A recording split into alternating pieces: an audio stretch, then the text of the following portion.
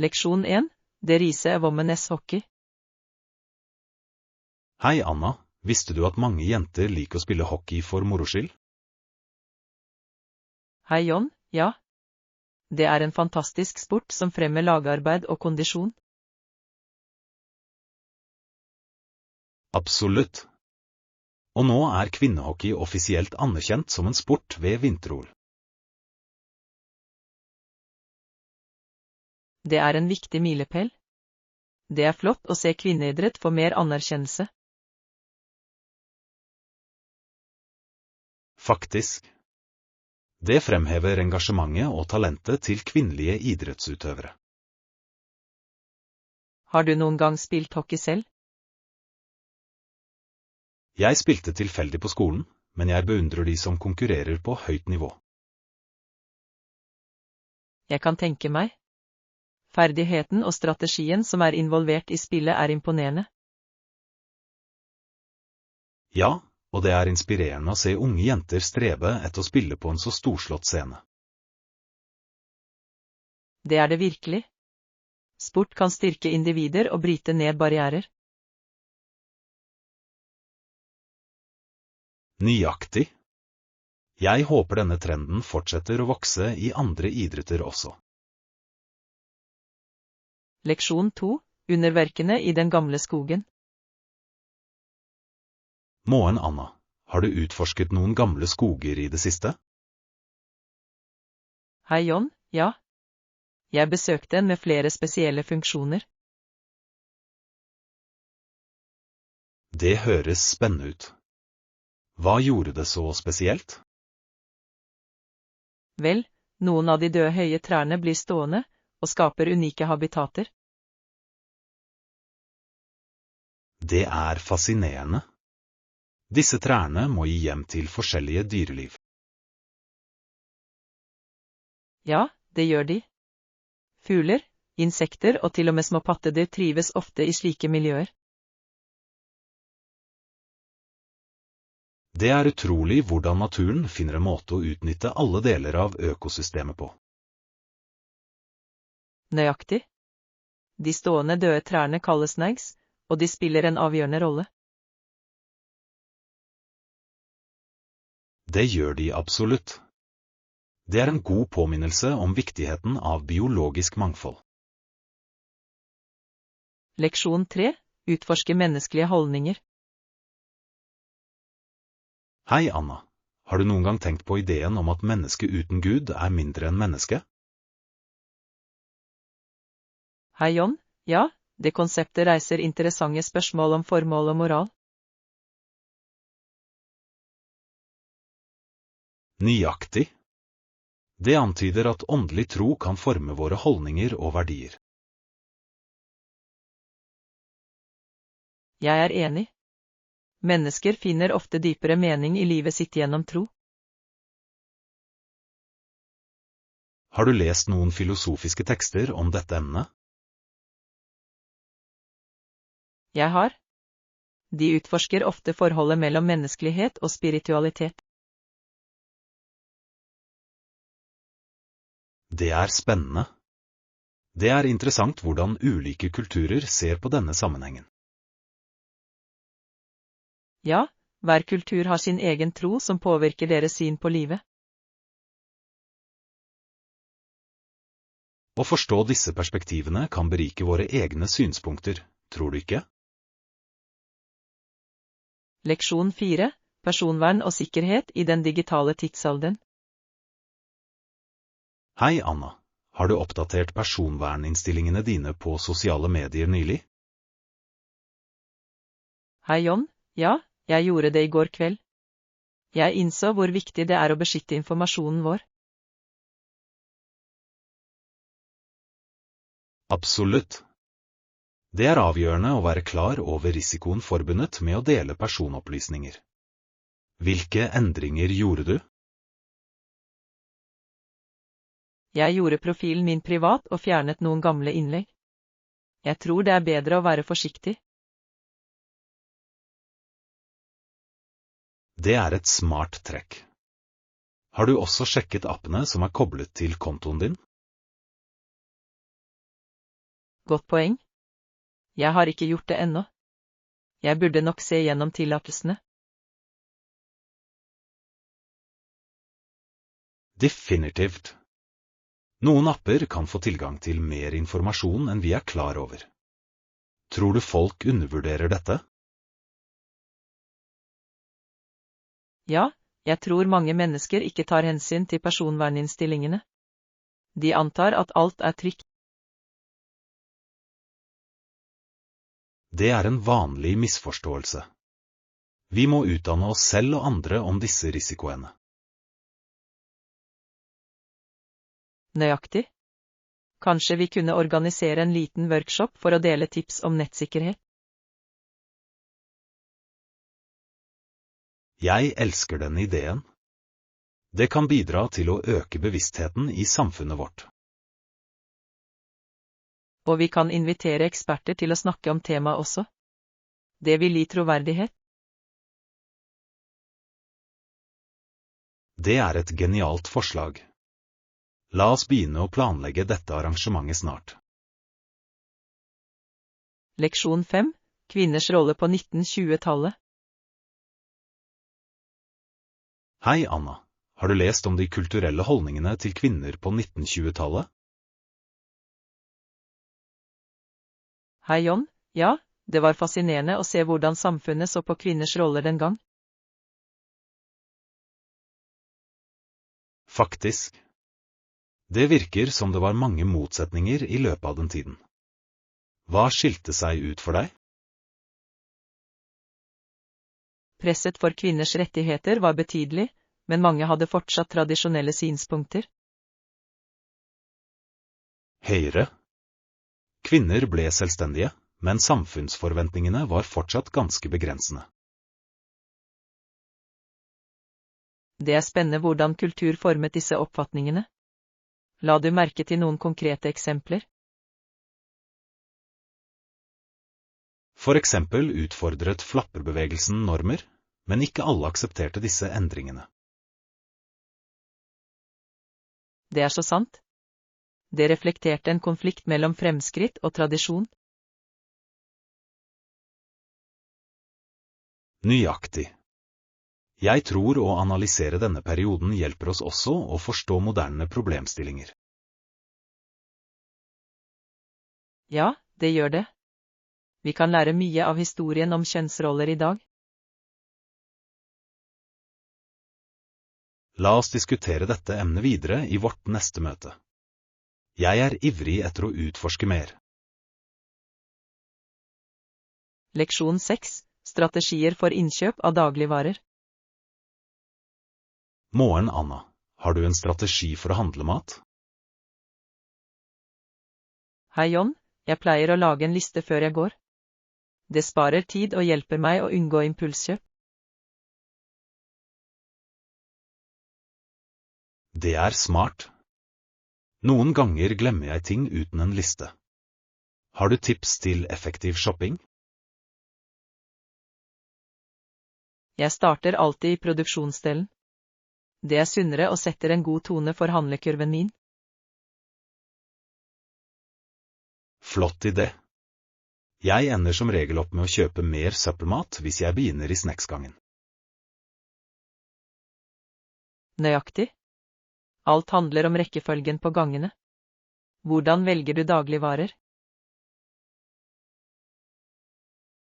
Jeg ser etter sesongvarer. De er ofte ferskere og rimeligere.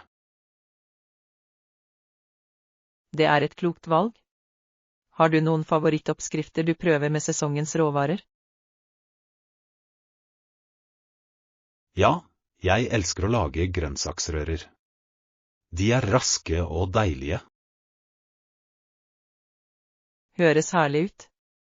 Jeg burde prøve den oppskriften neste gang. La oss utveksle flere ideer.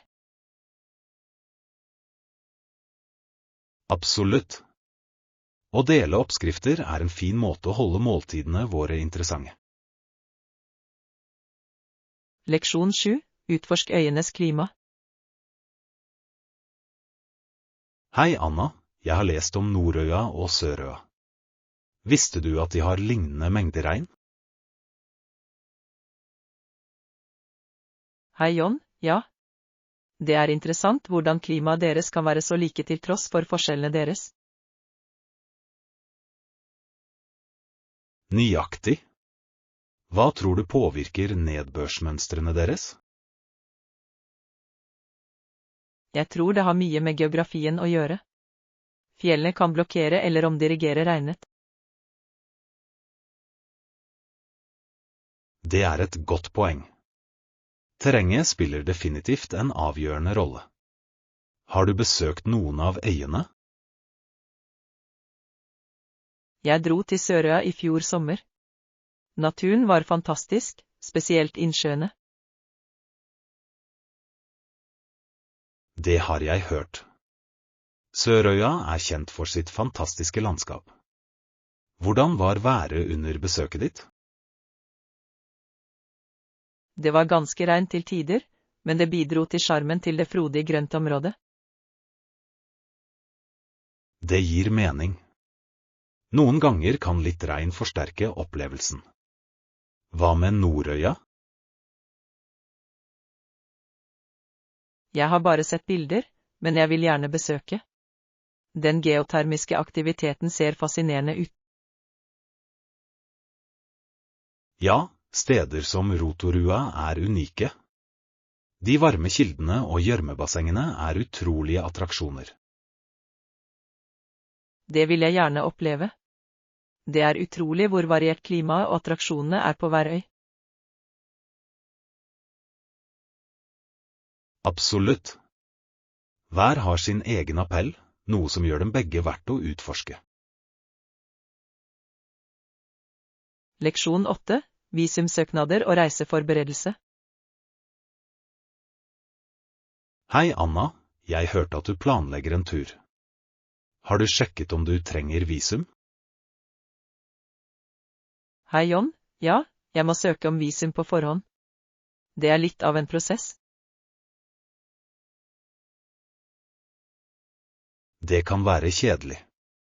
Hvilke dokumenter må du samle inn for søknaden? Jeg trenger passet mitt, et nylig bilde og bevis på overnatting.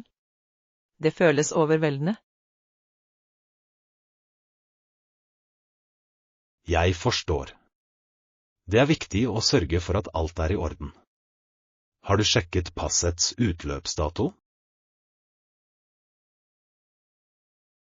Ja, jeg skal sørge for å sjekke passet mitt før jeg søker. Jeg vil ikke ha noen overraskelser. Det er lurt. Det er avgjørende å ha minst 6 måneders gyldighet igjen på den. Nøyaktig. Jeg prøver alltid å være forberedt. Har du reist nylig? Jeg dro til utlandet forrige måned og måtte fornye visumet mitt. Det var et problem, men verdt det. Jeg kan tenke meg. Å reise er spennende, men forberedelsene kan være skremmende. Ekte. Men alt er en del av eventyret. La oss sammenligne notater om reiseopplevelsene våre senere. Leksjon 9. Observere kjæledyrs oppførsel. Hei Anna, jeg så katten din her om dagen. Hun ble krøllet sammen til en ball. Hei John, ja, det er hennes favorittsovestilling. Det ser så koselig ut. Jeg kunne ikke engang se ansiktet hennes. Hun så fornøyd ut. Tror du katter foretrekker den stillingen?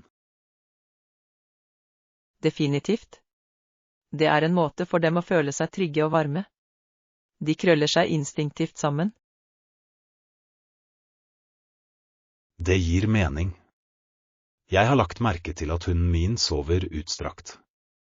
Hva med vanene hennes? Hunder er forskjellige. De liker å strekke seg ut og ta opp plass. Det viser at de føler seg trygge. Interessant. Kjæledyr har virkelig unike personligheter. Hvordan oppfører katten din seg når hun er våken? Hun er ganske leken. Noen ganger kaster hun seg over lekene sine som en liten jeger. Det er bedårende. Det er fascinerende hvordan instinktene deres viser seg gjennom selv i spill. Ja, og det gir så mye glede å se dem. La oss dele mer om kjæledyrene våre neste gang. Jeg ville elske det. Det er alltid gøy å snakke om våre pelskledde venner. Leksjon 10. Naturens skjønnhet. Hei, Anna. Har du noen gang opplevd en følelse av ro og skjønnhet mens du var i naturen?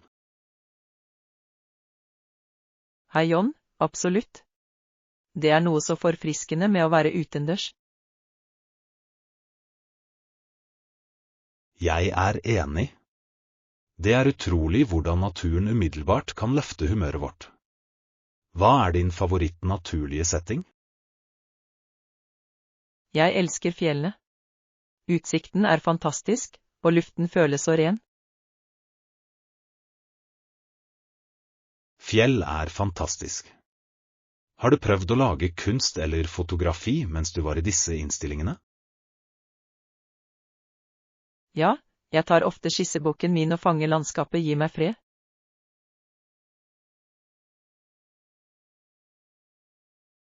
Det høres terapeutisk ut. Jeg har hørt å male utendørs kan øke kreativiteten. Definitivt. Det er en spesiell forbindelse når du skaper midt i naturen. Det burde jeg prøve. Det kan hjelpe meg å slappe av og inspirere meg til å skrive. Du vil elske det. Opplevelsen kan være både beroligende og oppkvikkende. La oss planlegge en tur til fjell snart. Vi kunne begge lage noe vakkert. Leksjon 11. Kjøpe kjoler. Hei, Anna. Har du vært i den nye butikken i sentrum? Hei, John. Ikke ennå.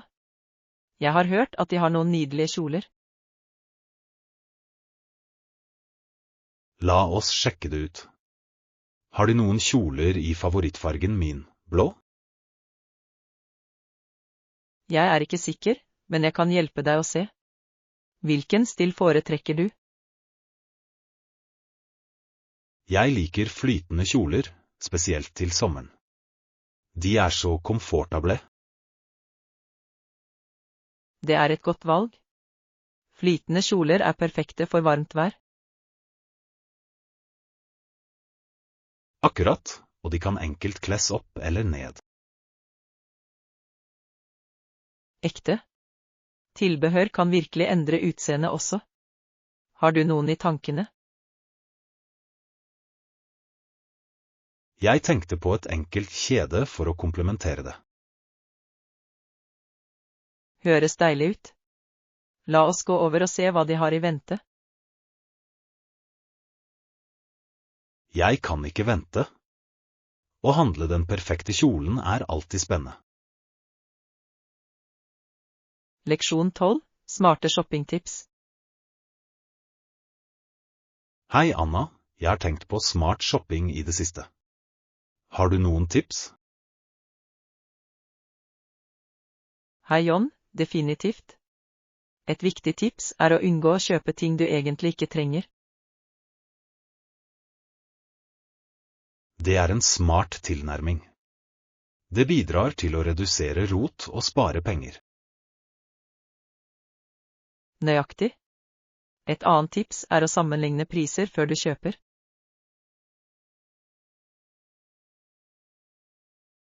Det er avgjørende. Noen ganger kan samme vare variere betydelig i pris. Ja, og bruk av apper for å spore priser kan også hjelpe. Har du prøvd noen? Jeg har brukt noen få. De gjør det mye enklere å finne de beste tilbudene. Godt å vite.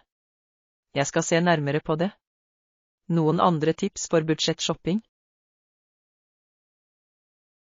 Planlegging av et budsjett på forhånd kan forhindre overforbruk. Det er viktig. Jeg setter alltid en grense for meg selv når jeg handler. La oss fortsette å dele tips. Det er alltid nyttig å lære av hverandre. Leksjon 13, mote og selvtillit. Hei Anna, jeg tror at å føle seg trygg og komfortabel i det du har på deg er nøkkelen. Hei John, absolutt. Når du føler deg bra i klærne, viser det seg i oppførselen din. Nøyaktig. Hvilke typer antrekk får deg til å føle deg mest trygg? Jeg elsker å ha på meg skreddersydde kjoler. De sitter godt og får meg til å føle meg polert. Det er et godt valg. Skreddersøm kan virkelig forbedre silhuetten din. Sikkert. Jeg liker også å utstyre med unike smykker for å uttrykke stilen min. Tilbehør kan utgjøre en betydelig forskjell. Har du et favorittstykke? Ja, jeg har et vintage-kjede som alltid får komplimenter. Hva med deg? Jeg foretrekker velsittende blazere. De hever ethvert uformelt antrekk uten problemer. Det er smart.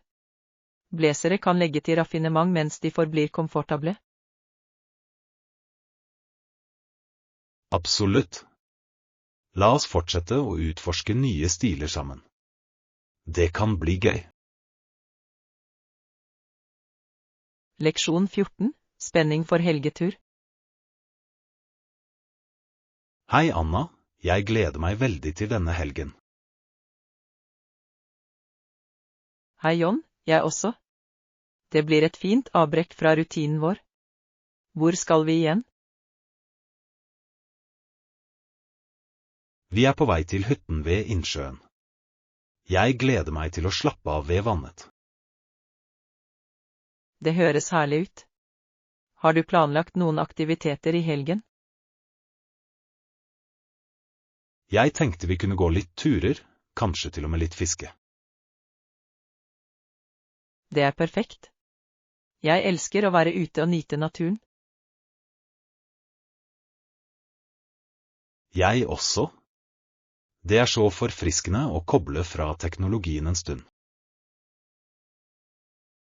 Absolutt.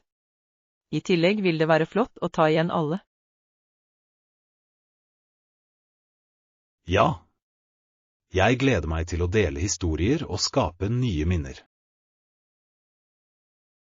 La oss sørge for å ta mange bilder for å huske moroa. Flott idé. Jeg tar med kameraet mitt for å fange alle de vakre øyeblikkene. Leksjon 15, sparsomhet og forhandling. Hei Anna, har du noen gang vært i bruktbutikker som tillater pruting? Hei John, ja.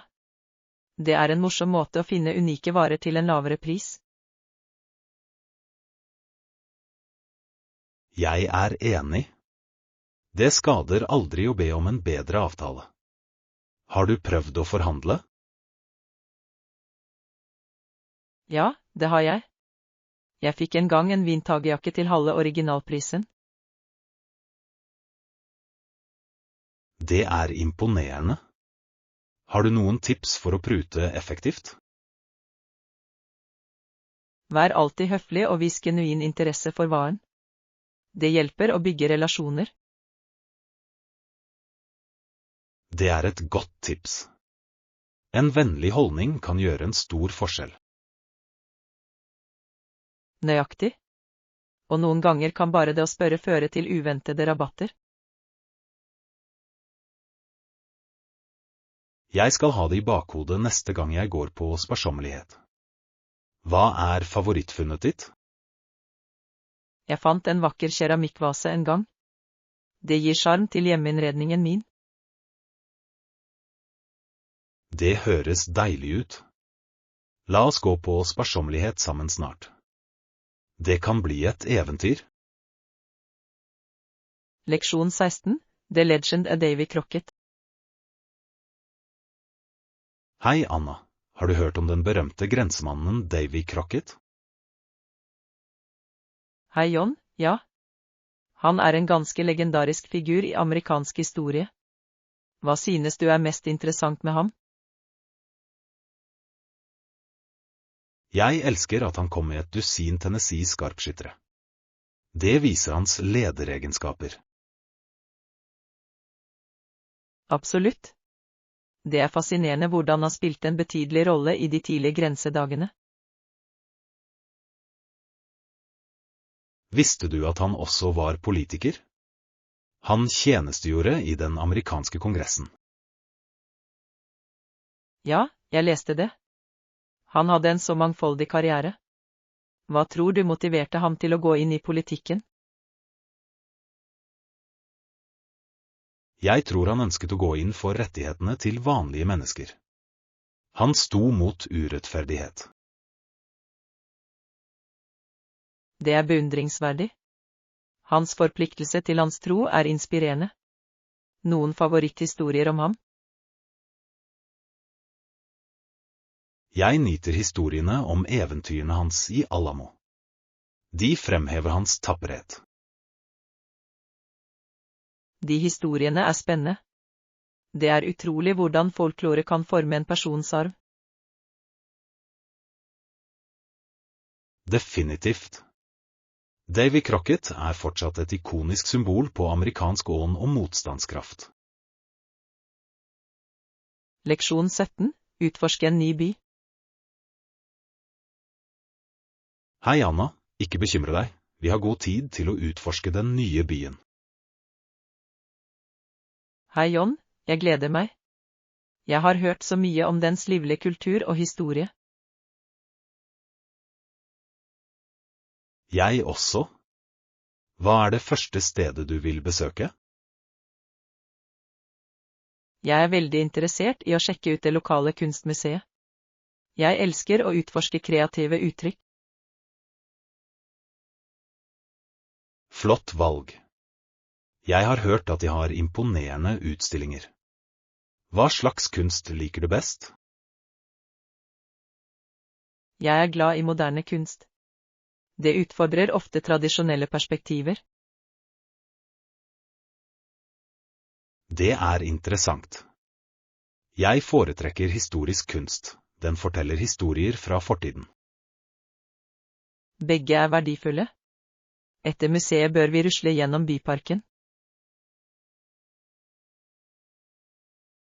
Absolutt. Parker er perfekte for å slappe av og nyte atmosfæren. La oss også prøve noe lokalt kjøkken. Jeg vil smake de autentiske rettene. Definitivt. Å utforske mat er en av de beste delene av å reise. Leksjon 18, energigivende aktiviteter. Hei, Anna, å løfte vekter høres bra ut. Føler du deg mer energisk etter treningsøktene? Det gjør jeg absolutt, John. Vektløfting øker energinivået mitt og forbedrer humøret mitt. Hva med deg? Jeg har lagt merke til lignende fordeler. Det er fascinerende hvordan fysisk aktivitet kan påvirke vår mentale helse. Hvilke øvelser liker du best? Jeg elsker sammensatte bevegelser som knebøy og markløft. De engasjerer flere muskelgrupper og føles givende. Har du en favoritt? Jeg liker benkpressing. Det er noe styrkende ved å presse grensene mine. Hvor ofte inkluderer du styrketrening i rutinen din? Jeg satser på 3 til 4 ganger i uken. Konsistens er nøkkelen til fremgang. Hva er din strategi? Jeg prøver å løfte minst 4 ganger i uken også, med fokus på ulike muskelgrupper hver økt. Følger du noen spesiell diett for å komplettere treningsøktene dine? Ja, jeg prioriterer proteininntak for å støtte muskelgjenoppretting. Ernæring spiller en viktig rolle i fitness. Hvilke kostholdsendringer har du gjort? Jeg har begynt å inkludere mer fullmat og redusere bearbeidet snacks. Det gjør en merkbar forskjell i energinivået mitt. Leksjon 19. Viktigheten av friskhet i mat. Hei Anna, lukter du på varen når du handler mat? Hei John, definitivt. En behagelig aroma indikerer friskhet, noe som er så viktig. Nøyaktig. Det kan virkelig forbedre den generelle kvaliteten på det vi kjøper. Hvilke matvarer sjekker du ofte for aroma? Jeg lukter alltid frukt og grønnsaker. Ferske råvarer har en distinkt, innbydende duft. Jeg gjør det samme. Og hva med kjøtt? Det er avgjørende å sikre at de også lukter frisk. Absolutt. Hvis noe lukter, er det bedre å unngå det. Kvalitet er nøkkelen. Høyre. Friske urter har også en sterk aroma som kan heve enhver rett. Jeg elsker å bruke fersk basilikum og koriander i matlagingen min. De legger til så livlige smaker. Det er utmerkede valg. Det er utrolig hvordan duft også kan påvirke appetitten vår. Definitivt. En god aroma kan gjøre et måltid mer fristende. La oss snart lage noe ferskt sammen. Det høres ut som en morsom plan. Jeg gleder meg. Leksjon 20. Verdien av en stor lærer. Hei Anna, har du tenkt på hvordan læreren vår gjør oppgaver morsomme? Hei John, ja. Han får oss alltid til å le og føle oss veldig spesielle. Det er forfriskende. Hans sans for humor letter virkelig stemningen i timen. Absolutt. Det gjør læring mye mer engasjerende og mindre stressende. Jeg setter pris på hvordan han tilpasser oppdrag for å få kontakt med oss individuelt. Det er sant. Det viser at han bryr seg om læringsopplevelsen vår.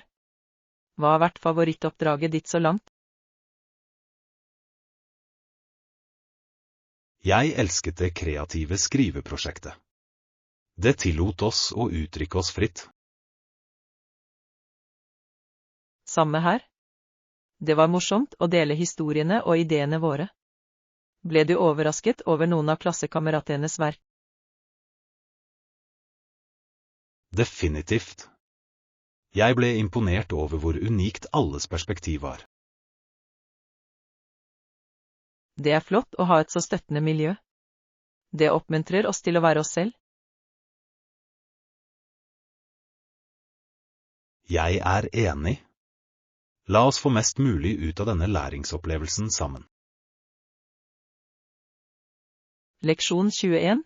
Utforske forskjellige retter. Hei Anna, har du prøvd forskjellige retter som meksikansk, kinesisk, indisk eller thailandsk? Hei John, ja. Å spise ute på en restaurant kan være et morsomt eventyr. Absolutt. Hvert kjøkken tilbyr unike smaker og opplevelser. Hvilken er din favoritt? Jeg elsker indisk mat. Krydder og aromaer er så rike og trøstende. Indisk mat er fantastisk. Jeg liker variasjonen av retter. Hva er din favorittrett? Jeg kan ikke motstå en god smørkylling med noen. Hva med deg? Jeg er en fan av thailandsk mat, spesielt pad thai. Balansen mellom søtt og salt er herlig. Det er et godt valg. Jeg elsker hvordan thailandske retter ofte inneholder friske urter. Ja, det gir et så forfriskende preg. Vi burde prøve en ny restaurant sammen snart. Leksjon 22. Belønningene ved å lære. Hei Anna, jeg tror at å lære noe nytt kan være en veldig givende opplevelse. Hei John, absolutt. Det åpner for mange muligheter og perspektiver. Nøyaktig. Hva er en ferdighet du alltid har ønsket å lære? Jeg har vært interessert i å lære et nytt språk. Det er fascinerende å kommunisere på forskjellige språk. Det er et godt valg. Det kan være utfordrende, men hvis du er villig til å lære, lønner det seg. Definitivt. I tillegg forbedrer det reiseopplevelsene ved å koble til lokale kulturer. Høyere. Og det øker også kognitive evner. Har du begynt å lære enda? Jeg har lastet ned en språkapp og øvd litt hver dag. Det er gøy. Det høres ut som en god plan. Konsistens er nøkkelen i språklæring. Ja, og jeg liker å se filmer på det språket for å forbedre lytteferdighetene mine. Det er en smart tilnærming. Å fordype deg i språket kan akselerere læringen. Jeg er enig. La oss sette noen læringsmål og holde hverandre motiverte. Utmerket idé. Jeg gleder meg til å legge ut på denne reisen sammen. Leksjon 23. Stolthet over arv. Hei Anna, har du noen gang tenkt på den rike arven vi har hentet fra Europa? Hei John, ja. Det er fascinerende hvordan ulike kulturer påvirker oss. Absolutt. I Storbritannia har vi mye å være stolte av, tror du ikke? Sikkert. Bidragene fra ulike europeiske nasjoner har formet vår identitet. Nøyaktig. Fra kunst til litteratur er den europeiske innflytelsen tydelig i vår historie. Og arkitekturen vår også. Mange bygninger gjenspeiler europeiske stiler og design. Ja. Det er utrolig hvordan disse påvirkningene blander seg inn i vår moderne kultur. Jeg setter også pris på de kulinariske aspektene. Mange tradisjonelle retter har europeiske røtter. Det er sant. Mat er en fin måte å koble til arven vår på. La oss utforske noen lokale restauranter som tilbyr europeisk mat. Flott idé. Det vil være en deilig måte å feire vår kulturelle bakgrunn på.